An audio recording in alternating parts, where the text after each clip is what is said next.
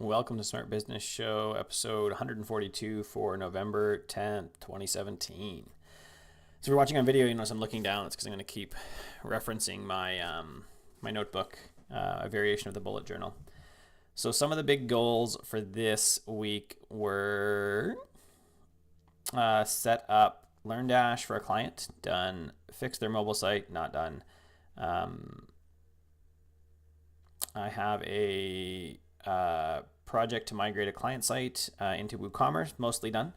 And I had hoped to do the whole thing, but once we dug in a little bit, it was just clearly not it's going to take more time. And that's fine. They don't have a deadline till December 10th, so I have 30 days to do it still, and we're 90% done. I blocked out some stuff for a secret project at this point for someone else.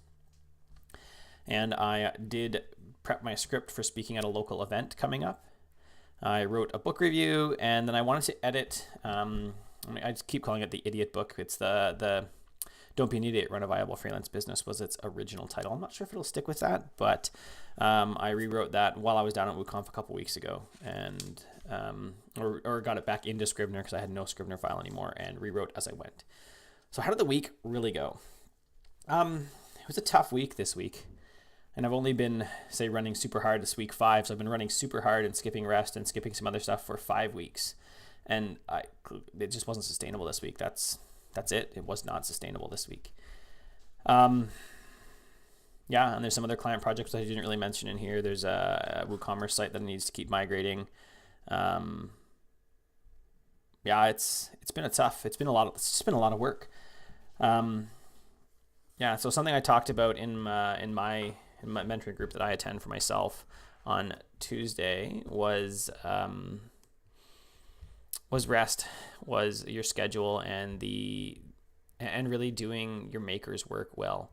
One of the people there, Eric, and I'll write about this actually. I've got about 7 posts coming up in the next bit on it.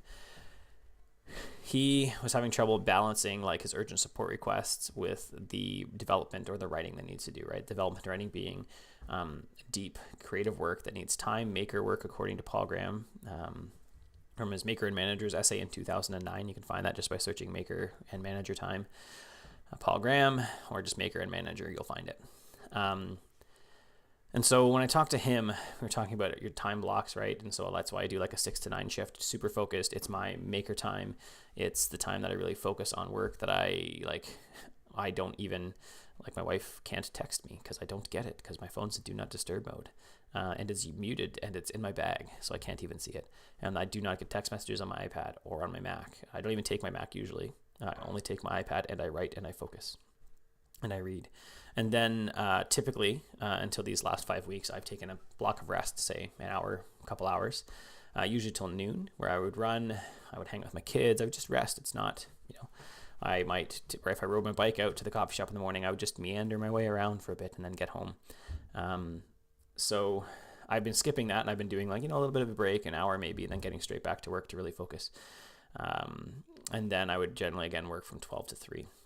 That's the ideal. Some days don't work like that. Wednesdays, my wife has to go away at 12 to teach skating, and she's basically gone from 12 till bedtime at the latest. But sometimes she's back earlier. So I basically lose the rest of Wednesday. I don't have the rest of Wednesday available to me, and so Wednesdays I would come home and work straight. So what I found is that skipping out on that rest is just hard. It's really hard. It's sustainable for a short amount of time, but it's not sustainable long term. Wednesdays I can do it. Really, I could work 9 to 12 basically and just cut the rest of the day then and realize and be okay with, this is a crucial thing, be okay with the fact that I'm not doing anything on Wednesdays. Something for you as well is to be okay with the fact as you code and as you run a better business that as you move out and you have more manager time, that is okay and good time too. It is not bad time. It is not bad time for me to be sending emails to people. That is good time. As long as I'm sending the right emails. I'm just waffling around in my email and making it take way longer. That's bad. But to be reaching out to people, that would do boot camp or people that I know in the industry and continuing to stay on their radar, that is good time, right? My friend Eric, doing his support request is not lost time. It is good, valuable time for his business that he needs to do. So he needs to at the same time as doing that manager time, he needs to be okay with it and realize that he is no longer only doing client work. He sells a bunch of plugins. He needs to be okay with the fact that he has manager time and that he will have to do it. And it's totally part of his job, and he just needs to get used to it. And he also needs to make sure the tasks he schedules during his manager time are not maker tasks. So could he, while dipping in and out of support as things come in, write a bunch of emails, like a bunch of, say, marketing style emails? No. Could he outline the campaign though? Put in some titles, put in the bullet points of what he would talk about in those emails? Yeah, he could totally organize the whole thing. Just like when I had my kids around and I was working on the 8-week bootcamp videos, and I was planning to do a whole bunch of script writing and stuff, but I had a kid behind me on the bed doing math and a kid building a tower up my butt, basically. I could not write them, but I could break up my existing coaching material that I've been coaching for a year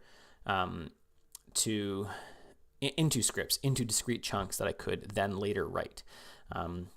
So realizing that those are the tasks you can do, right? I could dip in and out of email at the same time as doing support. Totally cool. But I could not decide that I'm going to, dive into some big programming idea and really, take it to completion. It's just not going to happen. So, well, I'd say there's at least seven posts coming up out of that in the future. Next week, what am I going to do next week? I am going to try and put in the rest again. And I'm going to cut back a little bit.